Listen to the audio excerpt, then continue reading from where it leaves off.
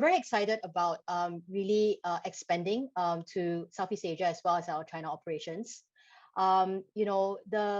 We've been very focused about building our fundamentals, ensuring that we can value create in an operationally sustainable way. Right. And the funding really has created, confidence that, that our investors also feel the same way. And we are very excited to basically, do the right thing and to expand our reach and our value contribution to beyond Singapore shores. Exactly. So when you say beyond Singapore shores, the exact next would be Indonesia, Philippines? Yes. So currently, as of 2020, Flying Cape's expanded into China. We have our mind also set for the Southeast Asian markets. Over the past 3 or 4 years, we have been serving the communities in various countries like Indonesia, Vietnam, Philippines, rather in an indirect way. So they come onto our platforms and they, take solutions or recommendations from us. Going forward, we would like to be physically present in some of the key markets and to be closer to our community. Okay. So based on this news itself about the Series A funding and looking at the amount, $1.5 million, I would like to get an idea of the market size of this edtech industry in Singapore. Can you give us a few facts and figures with some statistics here? Okay. Well, I'll start off by saying, it is reported in Holland IQ on a larger scale that over the past 5 years, Southeast Asian edtech companies have received over 480 million in venture capital funding. However, by comparison to other markets in Southeast Asia, Singapore edtech company's footprint or share in this amount is actually rather a small fraction of that amount.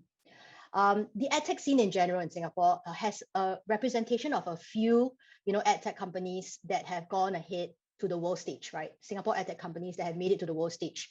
But by and large, I think the rest of the scene is dotted by smaller startups that have been trying to build on this, on their footprint. With that said, though, edtech is viewed as the next fintech.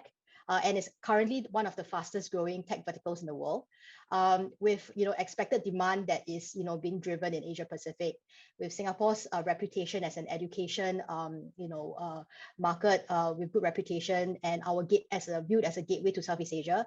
I do think that the Singapore edtech scene will look very different in 5 years' time, and we can capitalize on the growth to contribute further. Okay. So you mean to say that by next 2022, 2025, we would be having more tech, we would be like involving 5G, AI, and all this in edtech industry. Like those will be the trending topics in the edtech industry. Yeah, I believe that there will be a lot of innovation in the edtech space, and Singapore's companies will be looking to contribute even more into the innovative solutions, as well as the size of the companies as a whole will grow to be not only local based Singapore companies, but hopefully regional or global companies as well.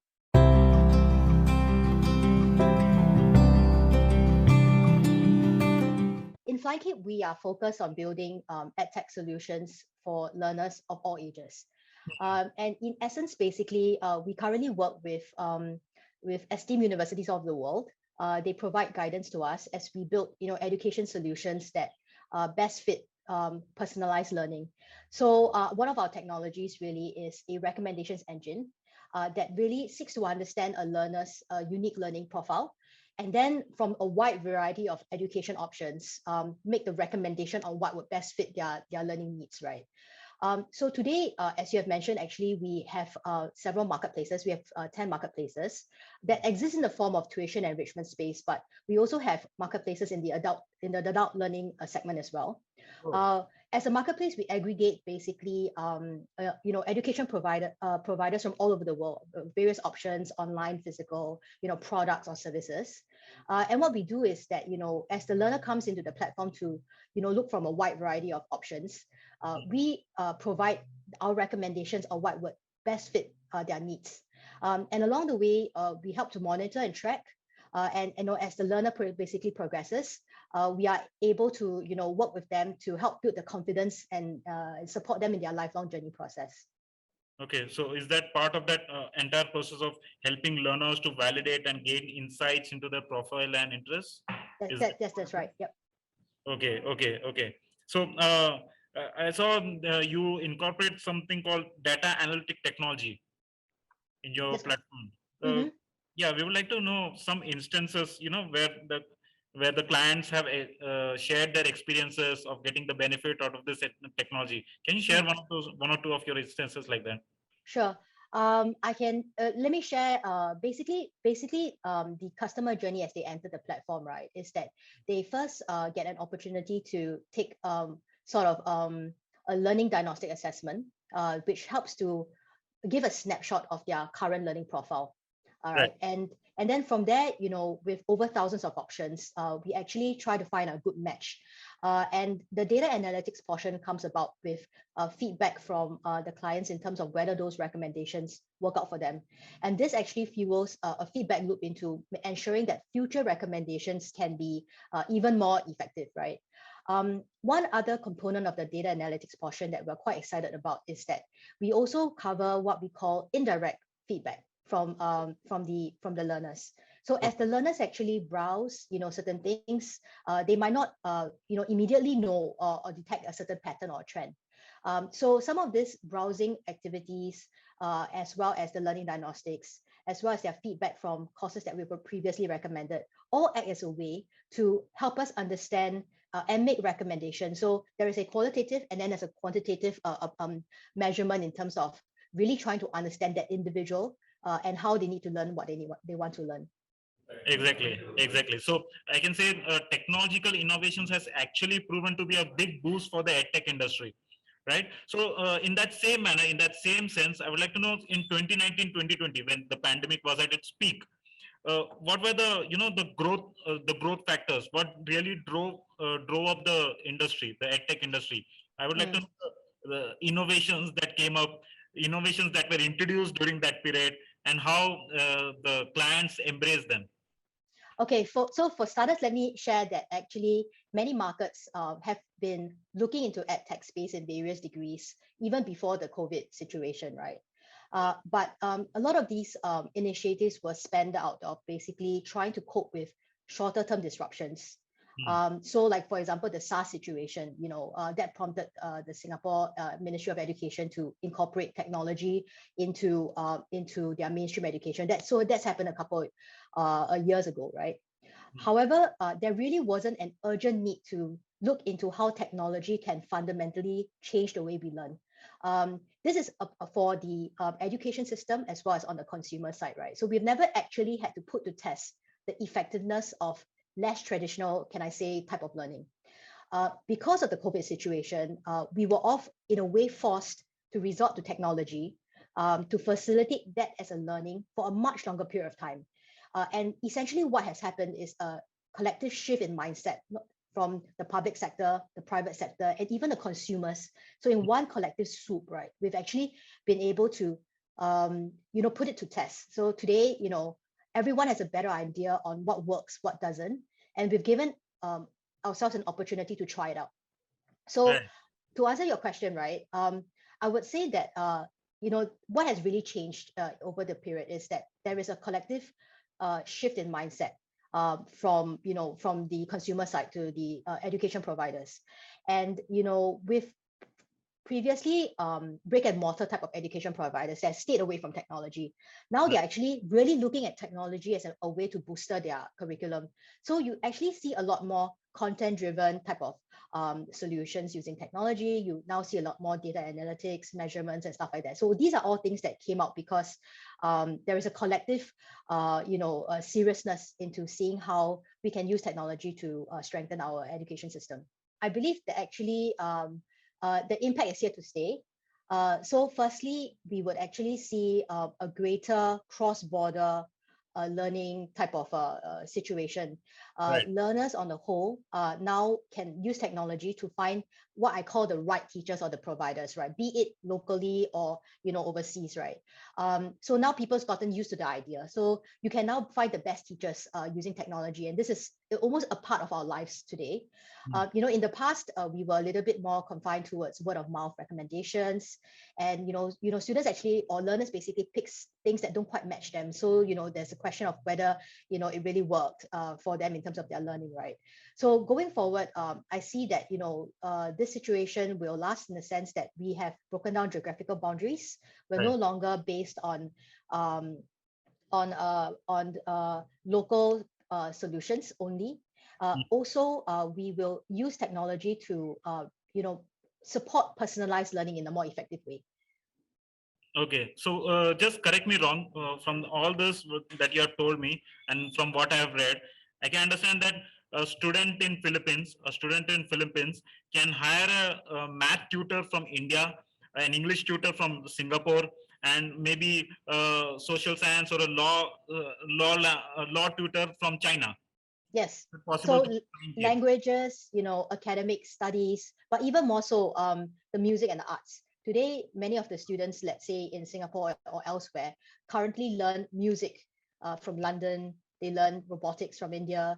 They learn, cooking from Hong Kong. Now, these are ways, not only on the academic pursuits, but skill-based learning. You can find the right theme or the right format of how you want to learn, and you are no longer confined by having physical classes. You can actually seek to get a different perspective from providers beyond your local area.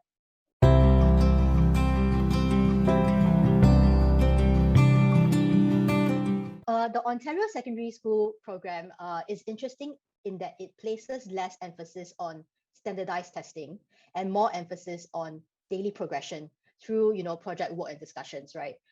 So we really like the system because it gives students that are less able to perform in one-off exams to still demonstrate their ability using other methods and then still get a good placement in the university of their choice.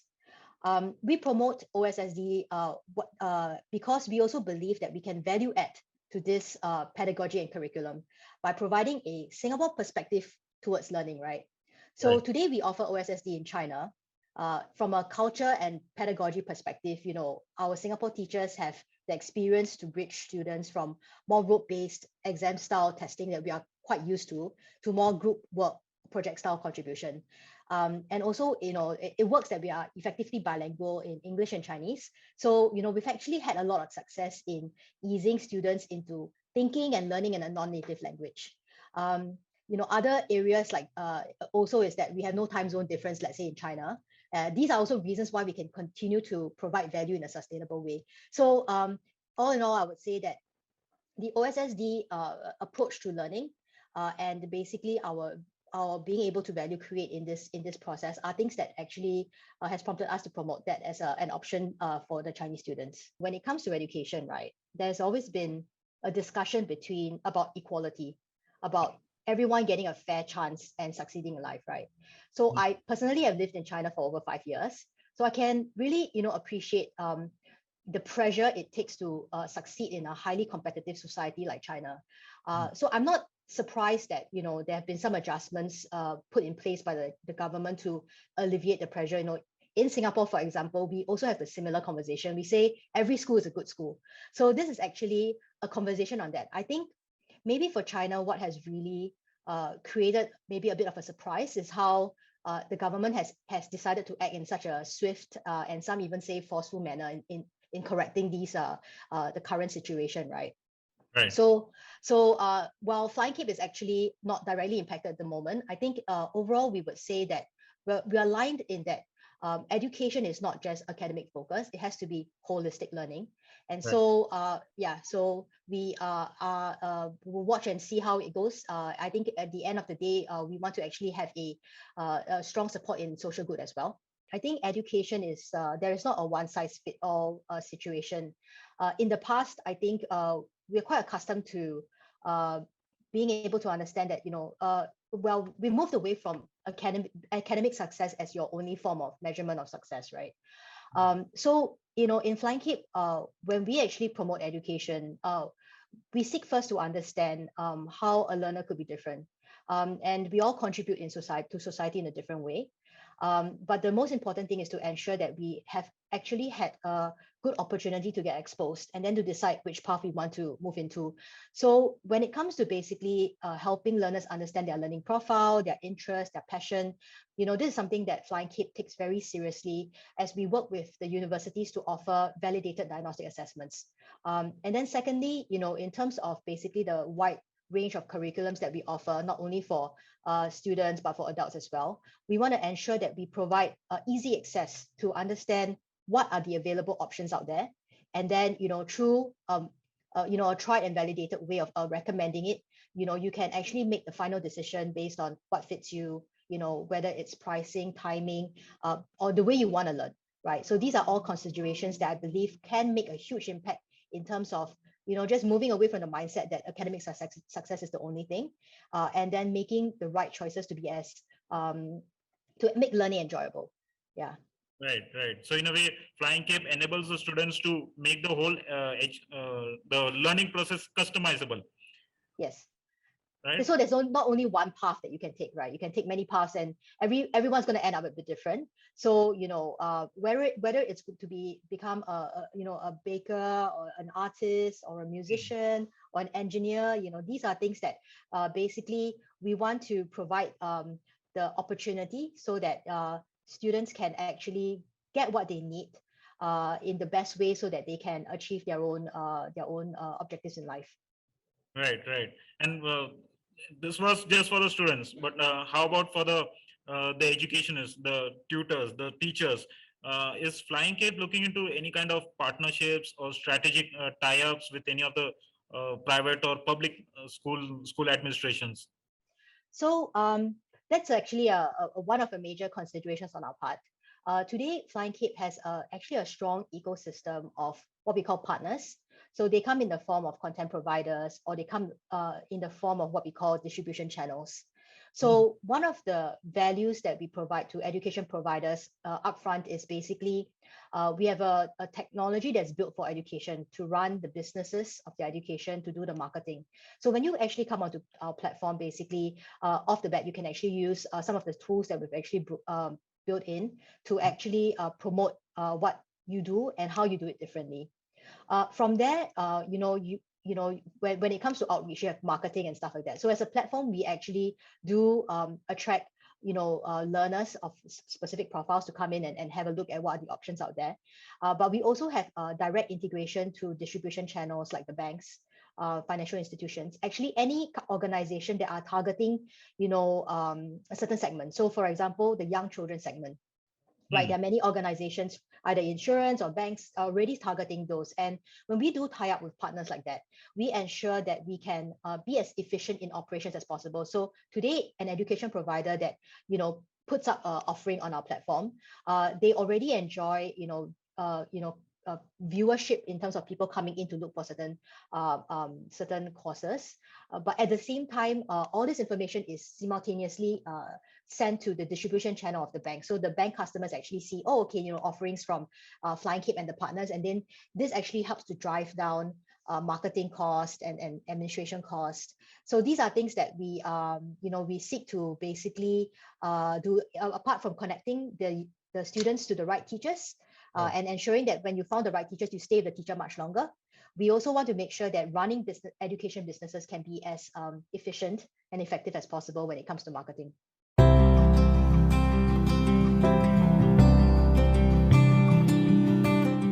I can share a couple of sort of experiences. So, for the first 3 years of our operation, right, Flying Cape has been really just, focused and hunkered down on getting our fundamentals right.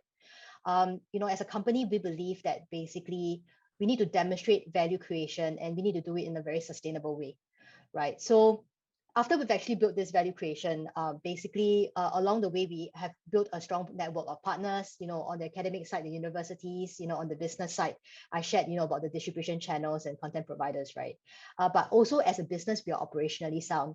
So when we actually went to begin our Series A funding round, our strategy really was to demonstrate to potential investors these fundamentals. And we wanted to build confidence that if you believe in the Flying Cape vision to become an intellectual hub for education and technology, that you would also believe that we continue to make the right decisions to grow faster. So one thing I actually learned from the process is to deliver what I say key punches in an efficient way as possible. So for our investors, they are, investors generally are very busy people. So you have a very short period of time where you can actually convince them on and let them understand what you stand for. And and so on. So you need to be able to deliver your message in very succinct key punches. And then once you find investors who really understand and believe what you stand for, I would say the rest will click into place. Right, right, right. So in that same sense, as a business strategist, as a founder of a edtech industry, any word of advice that you can give for the upcoming edtech startup? Because I can see in Singapore itself there are a lot of innovative edtech startups coming up. So any word of advice for these budding enterprises, and of course a few set of advices for the students who are enrolling into these edtech startups in these edtech platforms. So general advice would be, even as individuals, right, is to understand your why. So what are you looking to achieve? And once you've figured that out, right, then what you do you have to make it count, right? Along the way is to learn as fast as you can from various situations, and then always pay forward, right, to give as you receive, right? For edtech entrepreneurs itself, my recommendation would be to, as you build your network, to find like-minded people that can support you on your journey. Entrepreneurship is journey is actually a hard journey, right? So an option could be to join a little bit of a shout out to the SG Tech EdTech community. So we meet once a month. We've got representation of EdTech companies that have been around for some time, and they're very keen to actually support fresh EdTech entrepreneurs out there. So when you join a community, there's a lot of brainstorming opportunities, collaborations, and learning opportunities, right? So definitely build your network, keep an open mind, and learn as quickly as you can. Right, right, right. So yeah, that's all from my side, Jamie. Thank you for sparing your time for us. That was really interesting to hear about Flying Cape and the whole platform itself. So yeah, thank you, and I really hope we meet again next time. I hope in person. Yep. All these pandemic situation goes down. Thank you very much. Let's stay in touch, and thank you for speaking with us.